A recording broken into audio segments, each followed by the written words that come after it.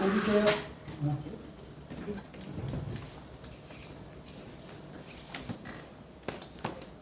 기도 인연으로 각자 바라시는 것이 진짜 잘 성취되기를 바라옵니다. 오늘은 약간 교리적인 거, 제가 밴드 댓글에도 약간 썼는데 복덕과 공덕의 차이, 이게 좀 혼용해서 쓰기도 하고 막 그냥 좀 구별해서 쓰기도 하는데, 그래도 혼용하더라도 어떤 뜻인지는 좀 자신이 알고 쓰는 게 좋죠.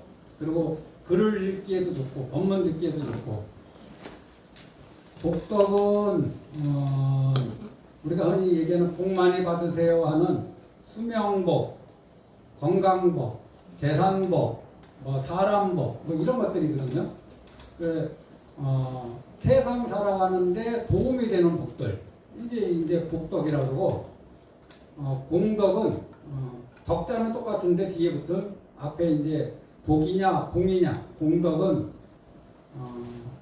깨달음과 관계된 복을 얘기하는 거예요. 깨달음과 관계된 거를, 깨달음과 관계된 행위들, 이거를 이제 공덕이라고 합니다. 그래서 방생하면은 몸이 건강해지고 수명이 늘어난다, 이렇게 얘기하면은 방생은 복이 되고 수명이 늘어난다, 이거는 덕이라 그래요. 이 복덕을 또 복은 원인, 덕은 가보, 공덕할 때 공은 원인, 덕은 가보, 이렇게 나누기도 하거든요. 그래서 방생하면은 수명이 늘어난다, 어려운 사람을 도와주면은 좋은 결과가 나온다, 그러면 어려운 사람을 도와주는 것은 복, 내 삶이 그로 인해서 나아지는 것은 덕, 이게 이제 복덕이라고 해요. 이거는 자비심을 뿌리로 합니다. 자비심이 없으면 안 되는 거예요. 부르윗돕기, 방생, 약혼보시, 이거 전부 다 자비심을 뿌리로 하잖아요. 이거는 깨닫고자 하는 마음이 없더라도 누구나 할 수 있는 거예요. 그리고 복덕은 종교하고 상관없어요. 기독교인들도 복덕을 지을 수 있고, 천주교인들도 복덕을 지을 수 있고, 무슬림도 복덕을 지을 수 있고, 종교가 없는 사람들도 복덕을 지을 수 있죠. 종교가 없는 사람들도 어디 가서 봉사하잖아요. 봉사하면 어떤 가보가 생기는데, 봉사는 복이고 어떤 가보가 생기는 거, 그거는 덕이라고 그러죠. 그래서 복덕은 종교하고 무관하다. 그 사람의 가치관하고 무관하다. 누구나 할 수 있는 거야. 하지만 공덕은 이게 세상을 초월해서 깨달음으로 나아가는 거에 관한 얘기거든요. 그러니까 이거는 보리심을 뿌리로 해서 얘기해야 됩니다. 보리심을 낸 사람이 하는 선업을 우리는 공덕이라고 해요. 자비심을 뿌리로 해서 한 행동은 복덕이라고 하고, 깨달음을 원하는 이 보리심을 뿌리로 해서 쌓는 선업은 공덕. 이게 차원이 틀려요. 금강경에 보면은 수많은 보배로 이 삼천대천 세계를 다 채우면은 복덕이 크냐 작으냐 할 때 크다고 얘기하잖아요.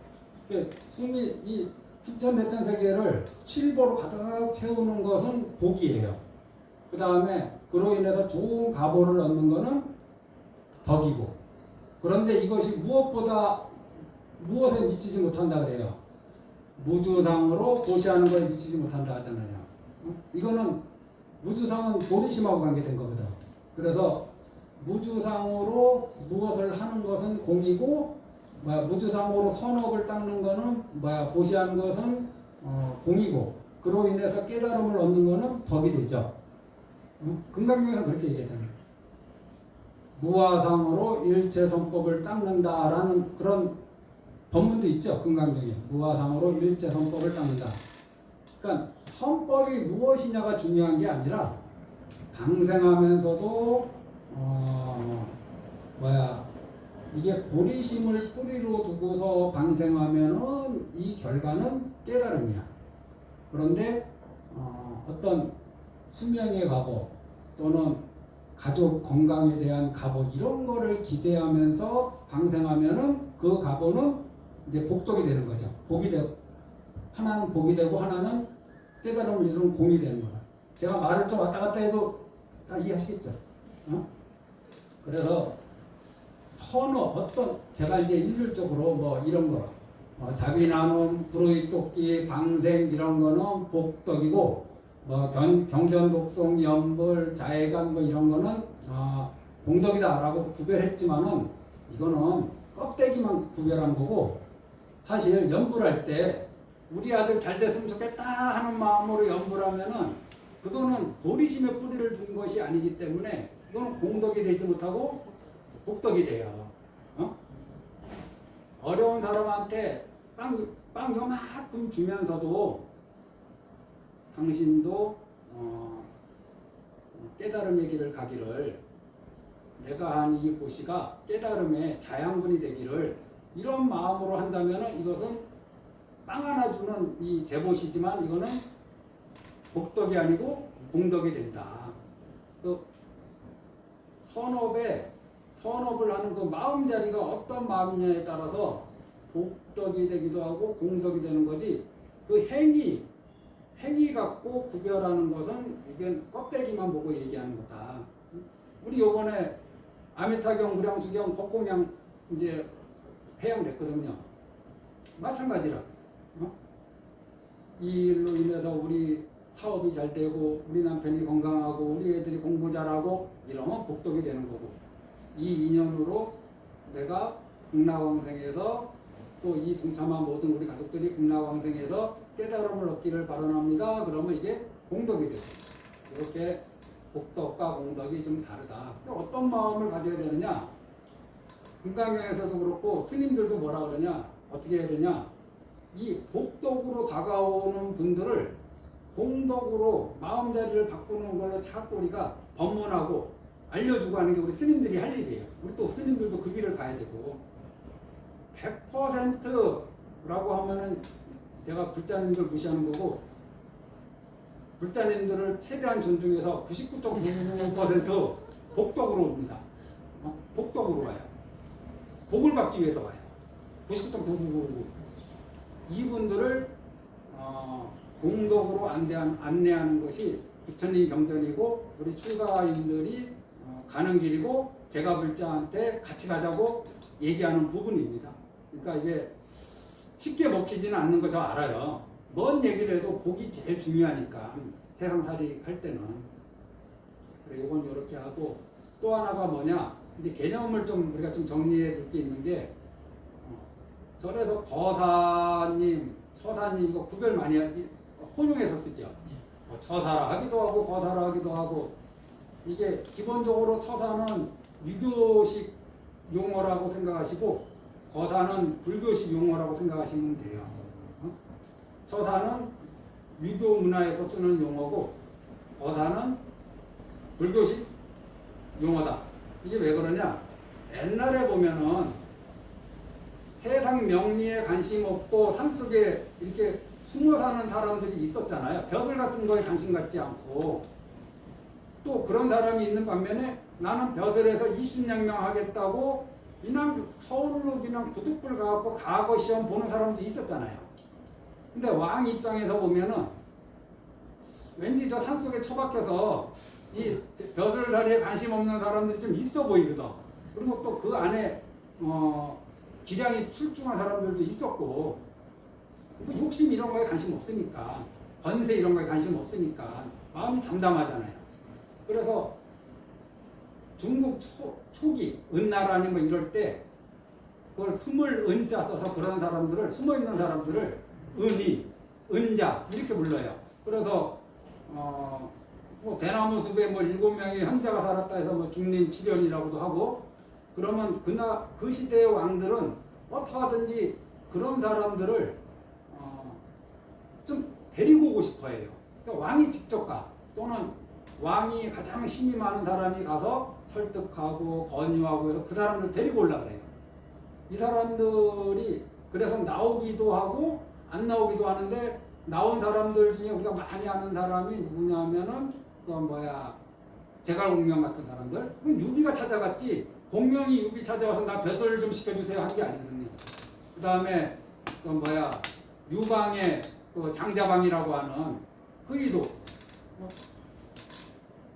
뭐야 임금이나 그 뭐야 군주 이런 사람들이 찾아가서 몇 번을 부탁을 한다고 나를 도와달라고. 그럼 막 거절거절하다가 이렇게 나오잖아요. 이런 사람들을 은자라 그래요. 은자. 20은자 써서.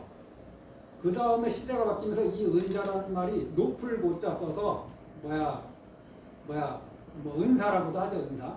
이 은사가 높을 고자 써서 당나라 때는 고사라는 말로 쓰이기도 해요. 고사. 이게 또 시대가 바뀌면서 세상에 살면서 세상에 관심 없는 사람이라고 해서 머물 처자 써서 처사라고 씁니다. 시대별로 그 벼슬살이에 관심 없는 사람들 중에 그 관심 없어서 산속에 처박혀 있는 사람을 은사, 도사, 뭐 덕사 또는 뭐 처사 이렇게 이제 유교 문화에서 이렇게 불러왔거든요. 근데 이 처사는 약간 조롱거리가 있어요. 뭐냐? 임금이 자꾸 산속에 처박혀 있는 저 숨은 인재를 찾으러 가니까 본인은 과거 시험 보고 싶고 출세하고 싶은데 그 길보다는 왠지 산속에 처박혀 있는 게 더 유리할 것 같아. 그래서 속은 욕심이 많은데 산속에 처박혀 있는 사람들이 있는 거예요. 마치 은사인 것처럼 옛날에. 그래서 그런 사람들을 약간 조롱하는 의미에서 처사라는 말을 겸용해서 썼어요. 산속에 은거한 사람을 처사라고도 쓰고 또 그거를 이용해서 자기의 입신양명을 원하는 사람을 처사라고 썼어요. 근데 불교에서는 이제 남자 신도를 처사라고 많이 쓰죠. 처사님. 요즘 와서 절에서는 처사님이 어떤 식으로 쓰이느냐? 제가불자로도 쓰이지만은 절에서 약간 이런 말하면 그분들한테 죄송한데 절에는 귀한 일도 없고 허드렛 일도 없는데 세상 사람들이 볼 때 허드렛 일을 한다고 생각하는 것들이 있잖아요. 뭐 장작에 불 놓고 뭐 나무하고 뭐 청소하고 이게 허드렛 일이 아닌데 다 불사인데 세상 사람들이 볼 때 허드렛 일이라고 생각되는 그런 일들을 하는 분들을 처사님이라 그래요. 요즘 스님들 어떤 회사에 누가 오면은 처사님, 과사님이라고 부르지 않고 오히려 회장님이라고 부르고 사장님이라고 부르는 경우도 있거든요. 스님들이. 그것은 이제 그 사람의 사회적 명칭을 부르는 거고 조금 그런 절에서 종업 업무 보거나 뭐 이런 또는 무슨 일을 봐주는 거사님들을 남자들 처사님이라고 부르죠. 그러니까 이게 절집에서는 쓰면은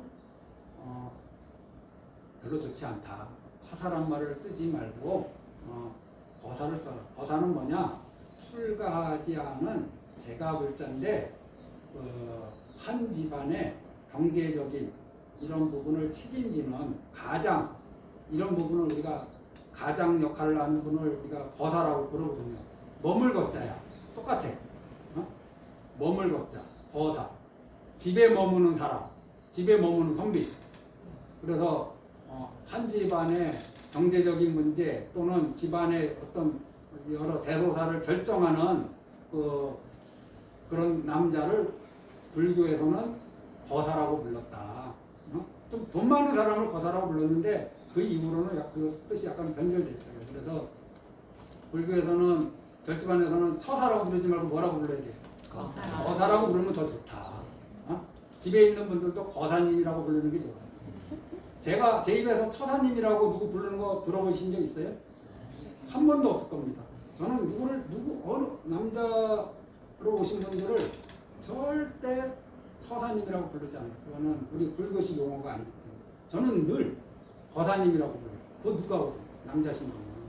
그래서 우리 보살님들도 입에 처사님이라는 말이 붙어 있겠지만은 이걸 의식해서 거사로 한번 불러보는 것도 직접적인 신행에 도움은 되지 않지만은 그래도 그냥 상식 정도로 알고 계시면 좋겠다. 오늘 2일차 신중기도인데 앞에 말씀드린 거는 복덕의 에너지를 공덕으로 바꾸자는 의미로 이걸 구별해서 말씀드렸고, 처사와 거사는 유교식 이름을 우리가 막 쓰고 또 혼용해서 쓰기도 하는데 가급적 불교식, 부처님이 쓰신 그 언어, 그 언어를 중국말로 번역한 이 거사라는 말로 우리가 좀 쓰자, 이런 의미로 말씀드렸습니다. 모두 건강하시고 행복하시고 또 뭐 할까요? 편안하세요. 예.